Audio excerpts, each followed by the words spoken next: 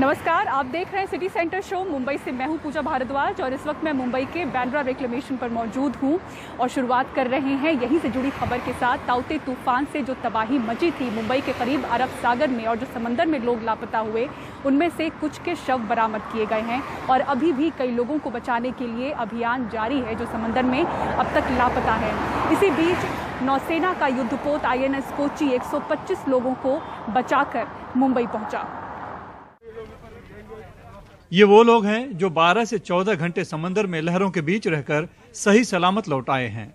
बुधवार को भारतीय नौसेना युद्धपोत कुल 125 लोगों को लेकर आई। भगवान के भरोसे सर, बहुत तूफान बहुत था सर। मोबाइल वाले ATM जितना पढ़ा लिखा था सब बेकार हो गया, कुछ भी नहीं बचा। 14 घंटा हम लोग बोट में थे।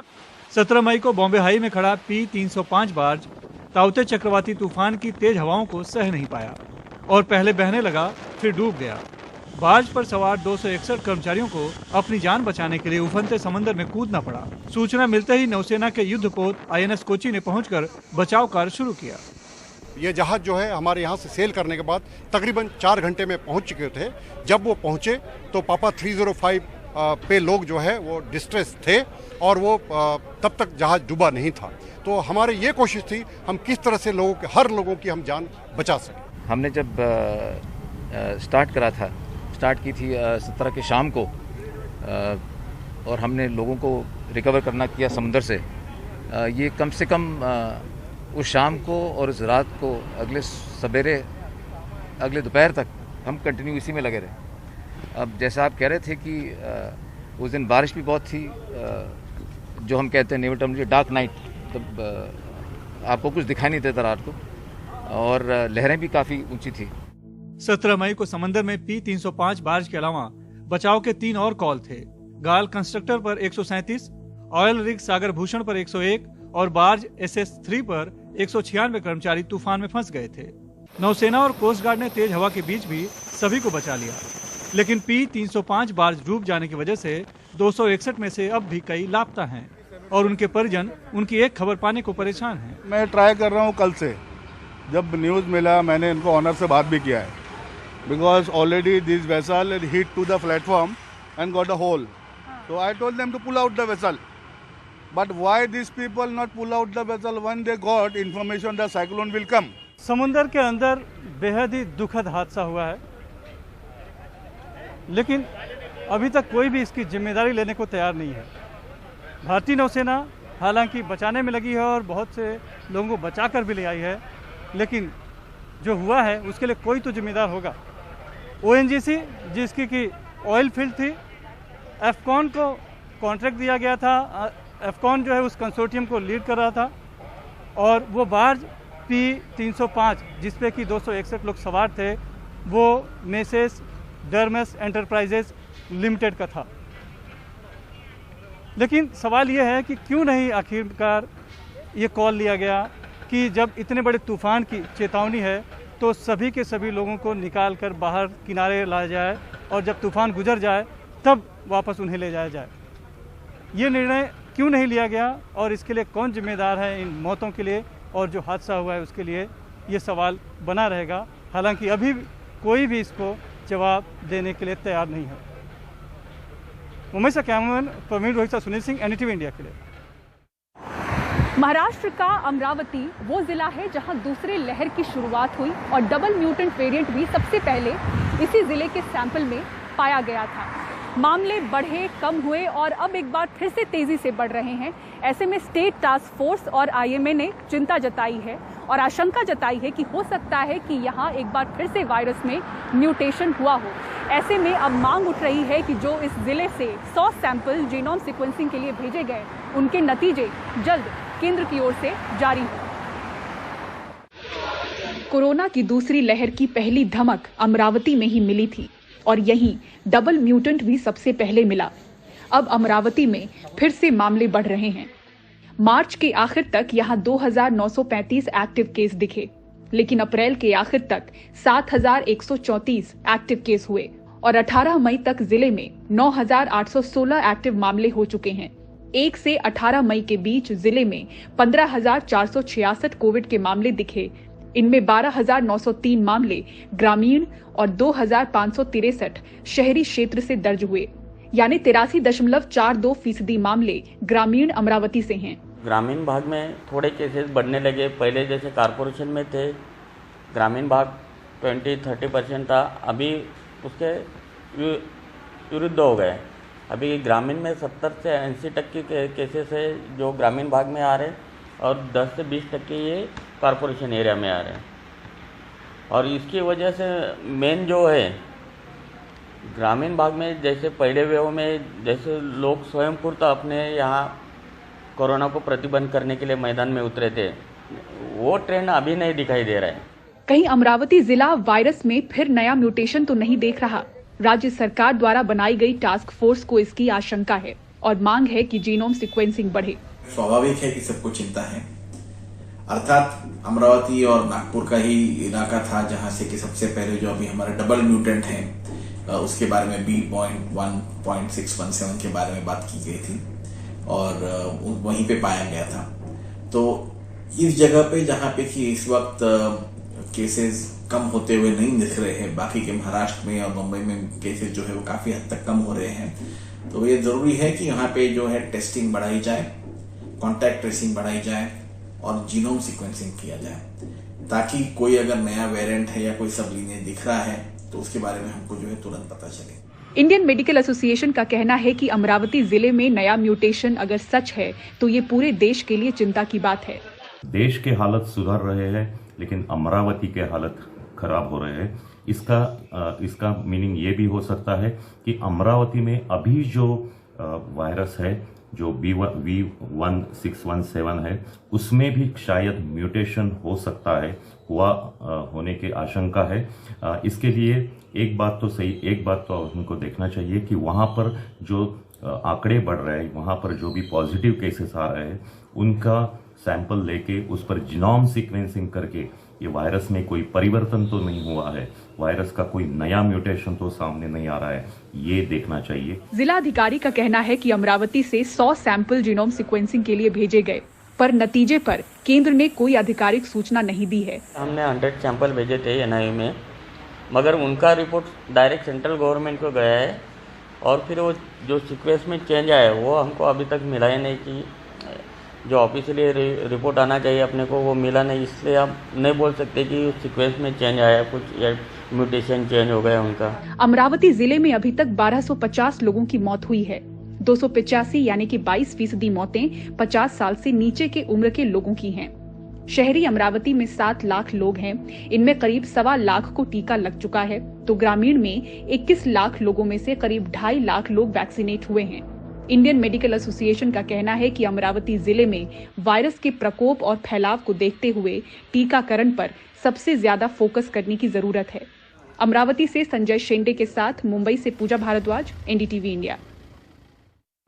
कोरोना की ये दूसरी और घातक लहर अब गांवों तक पहुंच चुकी है। बड़ी संख्या में लोगों की मौत हो रही है। इसके बावजूद ग्रामीण इलाके के बेहद कम लोगों ने टीका लगवाया है। आखिर इसकी वजह क्या है, ये समझने की कोशिश की हमारे सहयोगी रवीश रंजन शुक्ला ने। गौतम बुद्ध नगर से उनकी ये ग्राउंड रिपोर्ट देखिए।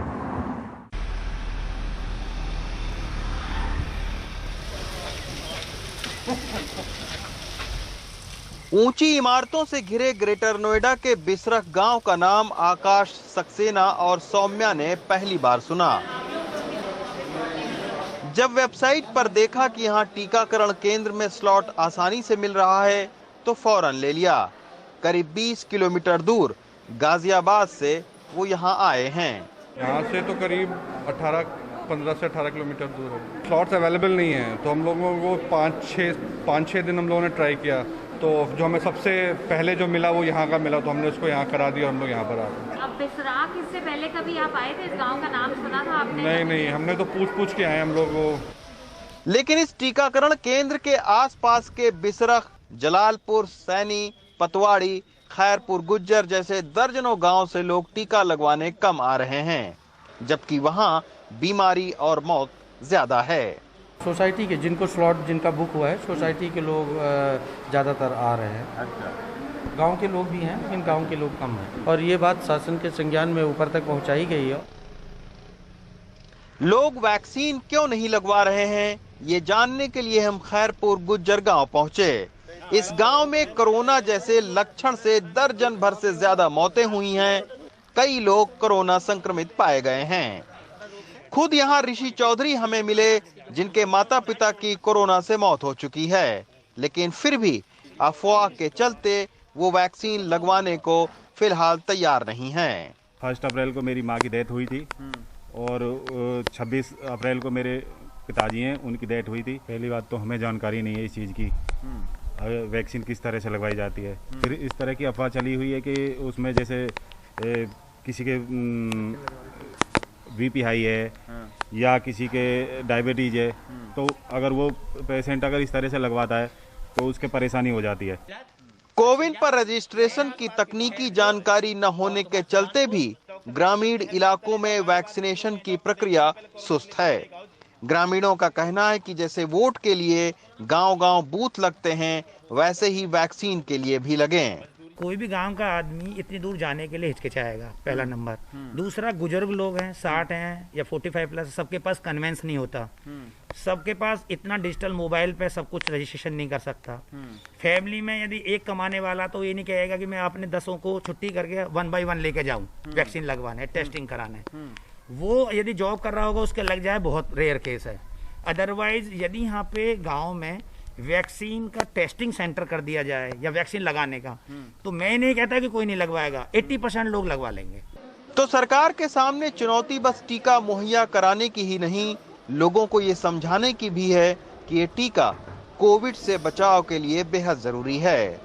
कुछ वक्त पहले हमने एक दिन में 42 लाख से ज्यादा टीके लगाकर एक रिकॉर्ड बनाया था, जो अब घटकर 10 लाख हर रोज टीके लगाने पर हम आ गए हैं। ऐसे में जहां एक तरफ टीके की कमी है, तो वहीं दूसरी तरफ ग्रामीण भारत में टीके को लेकर हिचकिचाहट और स्लॉट लेने की तकनीकी जानकारी न होने के चलते टीकाकरण गांव में अब एक मुश्किल चुनौती भारत सरकार के लिए साबित हो रही है और फिलहाल इससे निपटने के लिए कोई रणनीति भी नहीं दिख रही है। ग्रेटर नोएडा से सुशील राठी के साथ रवीश रंजन शुक्ला, एनडीटीवी इंडिया। इस बार का वायरस कितना घातक है, एक एक करके हम कई कहानियां आपके सामने ला रहे हैं। आज एक और कहानी, दिल्ली के जामिया विश्वविद्यालय के जेंडर स्टडीज की प्रोफेसर डॉक्टर नबीला सादिक और उनकी मां की 10 दिनों के अंदर मौत हो गई। 3 मई को ही उन्होंने बेड की गुहार लगाते हुए ट्वीट किया था। बड़ी मुश्किल से उन्हें अस्पताल में बेड मिला, लेकिन तब तक उनके अंदर फेफड़ों में संक्रमण फैल चुका था। करीब 13 दिनों तक अस्पताल में भर्ती रहने के बाद सोमवार देर रात उन्होंने दम तोड़ दिया। सौरभ शुक्ला की ये रिपोर्ट देखिए। बिल्कुल नाउम्मीद सा हो गया। पूरी उम्र जेएनयू में पढ़ाने वाले 86 साल के डॉक्टर मोहम्मद सादिक पत्नी और जवान बेटी के गम में टूट चुके हैं। वो तो मुझे अपने कमरे से आवाज देती थी कि वो रवीश साहब का प्रोग्राम शुरू होने वाला है, टीवी खोलो। हम जब उनसे मिलने पहुंचे तो बिखरे पड़े घर में अपनी पत्नी और बेटी की तस्वीर दिखाने लगे। इस तस्वीर में उनके कंधे पर हाथ रख के खड़ी उनकी बेटी और उनके बगल में बैठी उनकी पत्नी अब इस दुनिया में नहीं है। 7 तारीख को पहले उनकी पत्नी नुजहत की मौत हुई और 2 दिन पहले उनकी बेटी की। आंटी के बाद ऐसा लगता था कि कुछ थोड़ी बहुत उम्मीद थी कि शायद उनकी यादों के सहारे जिंदा रह सकूं, लेकिन नबीला के बाद तो ऐसा लग रहा है कि पता नहीं उसकी यादें मेरा साथ दे सकेंगी या नहीं। बिल्कुल नाउम्मीद सा हो गया। ये ट्वीट डॉक्टर नबीला ने खुद किया है, अपने लिए अस्पताल में बेड की गुहार लगाते हुए। डॉक्टर नबीला का परिवार उन्हें कई अस्पतालों में लेकर गया, पर बड़ी मुश्किल से उन्हें घर से 30 किलोमीटर दूर ओखला के प्राइवेट अस्पताल में बेड मिला। वो मेरे ख्याल से अगर वक्त पे फौरन ही एडमिट हो जाती तो फौरन इलाज शुरू हो जाता उनका और ऑक्सीजन लग जाती, तो फिर तो बहुत उम्मीद थी कि वो जाबर हो सकती है। डॉक्टर नबीला के साथी बताते हैं कि उन्हें कई अस्पतालों में भर्ती कराया, लेकिन बड़ी मुश्किल से फरीदाबाद के एक प्राइवेट अस्पताल में वेंटिलेटर मिला। हम लोगों को किसी तरह से एक बेड यहाँ पे मिल पाया अल शिफा में। बट चूंकि यहाँ पे बहुत ज़्यादा रश रहता है लोगों के लिए, उन्होंने कहा कि अब आप इनकी एक ठीक से केयर करने के लिए इनको आप ले जाइए किसी और हॉस्पिटल में। छात्र बताते हैं कि उन्हें लगता है कि जैसे उनकी माँ गुजर गई हो। मेरे लिए मेरी मैम चली गई, हमारी डिपार्टमेंट की सबसे बेस्ट टीचर चली गई। अब हमारे पास कोई अल्फाज नहीं है, क्या हुआ, क्या मिला, क्या नहीं मिला। शायद ये आखिरी तस्वीर है जो डॉक्टर नबीला ने मरने से पहले देखी होगी। ये कार्टून उनके 9 साल के भतीजे ने बनाया है, जिसमें वो कोरोना से लड़ रही हैं। लेकिन बच्चे को समझाना मुश्किल है कि नबीला कोरोना से नहीं बल्कि सिस्टम से हार गई। इस दौरान एक रिपोर्टर के तौर पर बहुत कहानियां कवर की हैं, आंसुओं की कहानियां, दुख की कहानियां, दर्द की, किसी के ना रहने की। लेकिन डॉक्टर नबीला की एक कहानी शायद ज़्यादा दुख देती है, क्योंकि वो एक टीचर थी और जो उनके स्टूडेंट से बात की, उनके वालिद साहब से बात की, इतनी इज्जत और इतनी मोहब्बत सबके दिल में, चाहे पड़ोसी हों, शायद वाकई में नबीला का जाना उनके वालिद साहब के लिए तो बहुत बड़ा लॉस है ही है, लेकिन वो लॉस शायद इस सोसाइटी का भी है। सहयोगी शशिकांत झा के साथ दिल्ली में सौरभ शुक्ला, एनडीटीवी इंडिया। स्वास्थ्य मंत्रालय कोरोना के लगातार घटते मामलों पर बेशक अपनी पीठ थपथपा रहा हो, लेकिन मौतों के बढ़े आंकड़ों पर चुप है। तो सवाल ये है कि आखिर कोरोना के मामले जब घट रहे हैं तो मौतों की संख्या लगातार बढ़ती हुई क्यों नजर आ रही है? इसकी पड़ताल करती परिमल कुमार की ये रिपोर्ट देखिए। 8 मई को 4 लाख से ज्यादा कोविड केस आए, लेकिन मौतें 4100 से कुछ ऊपर थीं। जबकि बीते 24 घंटे में 2,67,000 कोविड केस आए और 4,529 कोविड मौतें दर्ज की गईं। ये दुनिया भर में एक दिन में कोरोना से मरने वालों की सबसे ज्यादा तादाद है।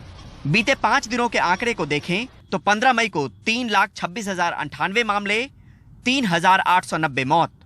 16 मई को 3,11,170 मामले, 4,077 मौत। 17 मई को 2,81,386 मामले, 4,106 लोगों की मौत। 18 मई को 2,63,533 मामले, 4,329 मौत। और 19 मई को 2,67,334 मामले आए, 4,529 मौत दर्ज हुई। यानी कोविड के मरीज घट रहे हैं जबकि मौतें बढ़ रही हैं। 8 में सबसे ज्यादा केस थे, उसके बाद में आई। जानकारों की दलील है कि 11 दिन पहले संक्रमित होने वाले जो गंभीर हालत में रहे होंगे, ये उनका आंकड़ा है। जो पॉजिटिव हुए थे वो केस डेफिनेटली उसमें से 1% के करीब क्रिटिकल होने हैं, और वो क्रिटिकल केस ही वो कम से कम उसमें 1 हफ्ते से 10 दिन 15 दिन लगेगा।